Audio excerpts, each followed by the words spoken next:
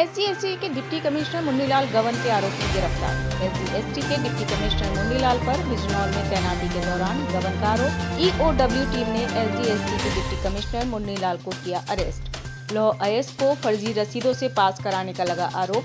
फर्जी रसीदों के जरिए 2.25 करोड़ के गबन का आरोप। नौबतपुर चेक पोस्ट पर फर्जी कागजातों से किया था गबन। कांग्रेस के अमेठी जिला अध्यक्ष ने प्रदेश अध्यक्ष को सौंपा इस्तीफा। कांग्रेस प्रदेश अध्यक्ष को अमेठी जिला अध्यक्ष प्रदीप सिंघल ने थमाया इस्तीफा। प्रदेश अध्यक्ष बृजलाल खाबरी पहुंचे थे अमेठी। कांग्रेस जिलाध्यक्ष ने मंच से जताई नाराजगी। उन्होंने कहा, पार्टी के कई फैसलों से आहत हूं। प्रदीप सिंघल ने कांग्रेस की मौजूदा कार्यशैली पर उठाए सवाल। जिलाध्यक्ष ने कहा, जब सब ऊपर से ही तय होना है तो मेरा काम क्या। पूर्व बीजेपी विधायक ने गन्ना मंत्री को लिखा पत्र। क्षमता से नहीं चल रही है चीनी मिल, किसानों को उठानी पड़ रही है परेशानी। 20,000 कुंतल की पेराई कर रही चीनी मिल, 50,000 कुंतल पेराई की है मिल की क्षमता। बीजेपी पूर्व विधायक ने गन्ना मंत्री को पत्र भेजा। बागपत के रमाला चीनी मिल का मामला।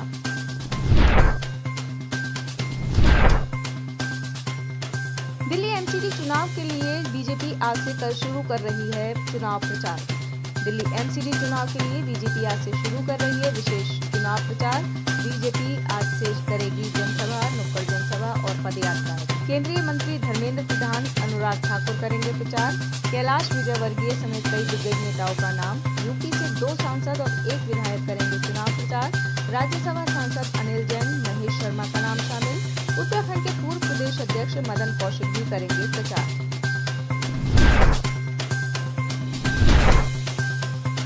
स्मारक घोटाले में आरोपी ठेकेदार की जमानत अर्जी खारिज। हाईकोर्ट ने स्मारक घोटाले के आरोपी ठेकेदार रामलखन सिंह की अग्रिम जमानत अर्जी को किया खारिज। कोर्ट ने कहा, आरोपी रामलखन सिंह जनता के पैसे की लूट में था शामिल। पत्थर सप्लाई का ठेका रामलखन सिंह के पास था। 2007 से 2011 के बीच स्मारक घोटाले का आरोप। करीब 1400 करोड़ का बताया जाता है स्मारक घोटाला।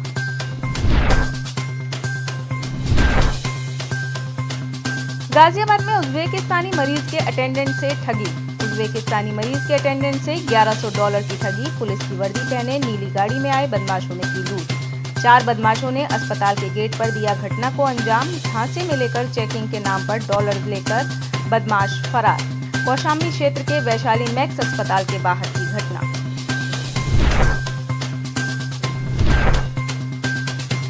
बैंकों का कर्ज चुकाने के लिए अडानी ग्रुप जल्द ही जुटाएगी फंड। अडानी ग्रुप की company flagship company Adani enterprises limited ने अगले साल तक 1.8 से 2.4 अरब डॉलर तक का फंड जुटाने का प्लान बनाया है। साथ ही कंपनी ने 25 नवंबर 2022 को इस मामले पर बैठक करने का भी फैसला किया है। इसके लिए अडानी एंटरप्राइजेज लिमिटेड अगले साल तक 5 से 10 बिलियन डॉलर का शेयर भी इशू कर सकता है। दिल्ली जामा मस्जिद प्रबंधन कमेटी ने अकेली लड़की की एंट्री पर लगाई रोक। दिल्ली जामा मस्जिद प्रशासन ने फरमान जारी कर अब मस्जिद में अकेली लड़की की एंट्री पर रोक लगा दी है। इस फरमान को लेकर दीवारों पर नोटिस चस्पा कर दी गई है। ऐसे ही एक नोटिस पर लिखा है, जामा मस्जिद में लड़की या लड़कियों का अकेले दाखिल होना मना है। दिल्ली के जामा मस्जिद के दफ्तर द्वारा ये नोटिस लगाया गया है। इसके साथ ही नोटिस पर prozamd2000@gmail.com ईमेल आईडी भी लिखी गई है। फरमान के मुताबिक अब परिवार के सदस्यों के साथ ही युवती या युवतियां जामा मस्जिद में जा सकती हैं। इस फरमान को लेकर सोशल मीडिया पर मचा बवाल।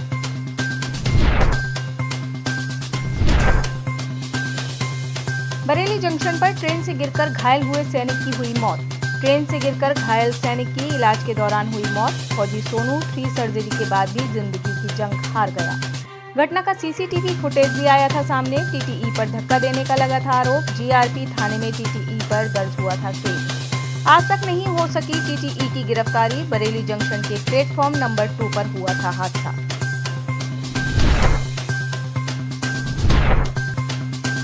चुनाव आयुक्त की नियुक्ति पर सुप्रीम कोर्ट ने केंद्र सरकार की भूमिका पर उठाया सवाल। सुप्रीम कोर्ट के निर्देश के सुप्रीम कोर्ट के निर्देश पर अटॉर्नी जनरल आर वेंकटरमणी द्वारा चुनाव आयुक्त अरुण गोयल की नियुक्ति से जुड़ी फाइल कोर्ट में पेश करने पर फाइल देखकर इस नियुक्ति में सरकार की ओर से दिखाई तेजी पर एससी ने खड़ा किया सवाल। एक दिन में नियुक्ति कैसे?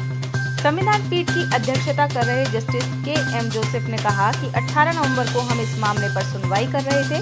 उसी दिन नियुक्ति के लिए फाइल भेजी गई और पीएम ने उसी दिन नाम पर मंजूरी भी दे दी। मुख्य आयुक्त चुनाव और चुनाव आयुक्तों की नियुक्ति में पारदर्शिता लाने की मांग पर सुप्रीम कोर्ट की संविधान पीठ ने फैसला सुरक्षित रखा।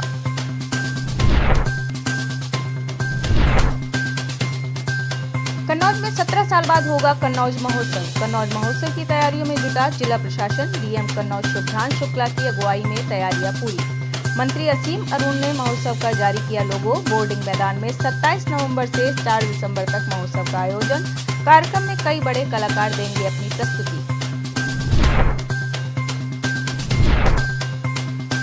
यूपी मदरसा बोर्ड के अलावा देवबंद और नदवा भी ले सकते हैं मदरसा की मान्यता। यूपी मदरसा शिक्षा बोर्ड की नियमावली में स्पष्ट उल्लेख। नदवा देवबंद से भी मान्यता ले सकेंगे मदरसे। गैर मान्यता प्राप्त मदरसों के लिए नियमावली में व्यवस्था। बोर्ड से ही मान्यता लेना मदरसे के लिए जरूरी नहीं। 9 अल्पसंख्यक शिक्षण संस्थानों से भी मान्यता ले सकते हैं। यूपी में मदरसा शिक्षा बोर्ड के समकक्ष हैं 9 बड़े मदरसे, जिनकी डिग्री यूपी मदरसा शिक्षा बोर्ड के समकक्ष। सर्वे में 8500 गैर मान्यता प्राप्त मदरसे मिले हैं।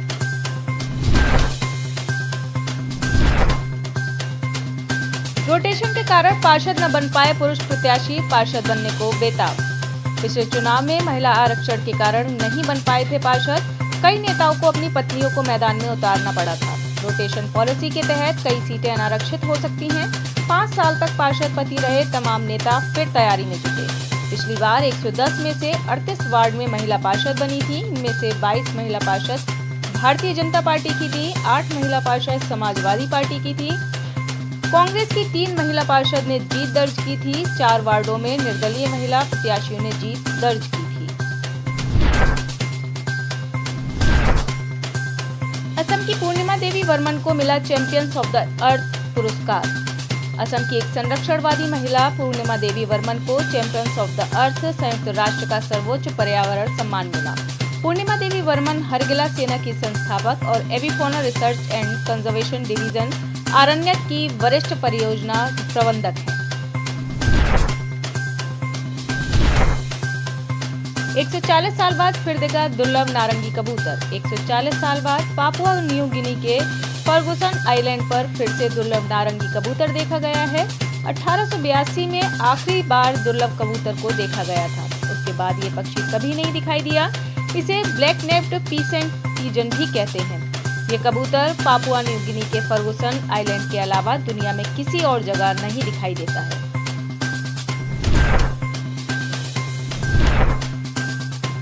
अपने वतन से झूठ बोल गए बाजवा, छलका भारत से हर कदर।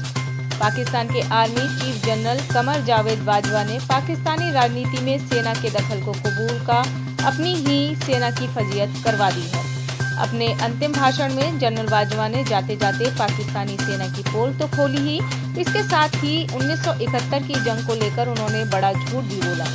बाजवा ने कहा 1971 की जंग में पाकिस्तान की ओर से 92,000 नहीं बल्कि सिर्फ 34,000 की फौज थी। उन्होंने भारतीय फौज के सामने पाकिस्तानी फौज के सरेंडर को सियासी असफलता करार दिया। जनरल बाजवा के इस भाषण में भारत से जंग हारने का दर्द छलका। असीम मुनीर लेंगे Pakistani army chief general Bajwa की जगह। Pakistani army chief Bajwa retirement के वक्त लेफ्टिनेंट जनरल असीम मुनीर सबसे सीनियर अधिकारी हैं। जनरल बाजवा के बाद जनरल असीम मुनीर पाकिस्तान को अपना नया आर्मी चीफ मिल गया है। जनरल आसिम मुनीर पाकिस्तान के नए सेना अध्यक्ष होंगे। पीएम शहबाज शरीफ ने उनके नाम का ऐलान कर दिया है। पाकिस्तान के नए आर्मी चीफ की रेस में कई बड़े नाम शामिल थे, परंतु बाद में जनरल मुनीर को ही ये बड़ी जिम्मेदारी सौंपी गई है। जनरल मुनीर को खुफिया एजेंसी ISI का एक बदनाम नाम माना जाता है। यूक्रेन की राजधानी कीव पर रूस ने किए बड़े स्तर पर मिसाइल हमले। रूस ने कीव पर किए घातक स्तर पर मिसाइल हमले। रूसी सेना ने खास तौर पर यूक्रेन के एनर्जी सिस्टम और रिहायशी इलाके को बनाया निशाना। रूसी हमले में कई बिल्डिंग को नुकसान पहुंचा है और कई बिल्डिंग हमले की वजह से ढह गई हैं। रूस ने एक के बाद एक 70 मिसाइल हमले किए, जिसमें यूक्रेनी सेना ने 51 मिसाइलों को मार गिराया।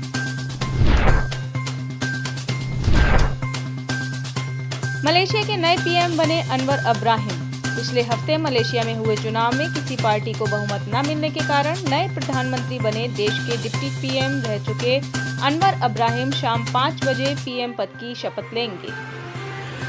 आप इस खबर के बारे में क्या सोचते हैं, हमें कमेंट सेक्शन में बताएं। साथ ही ब्रह्मास्त्र न्यूज को सब्सक्राइब और शेयर भी जरूर करें।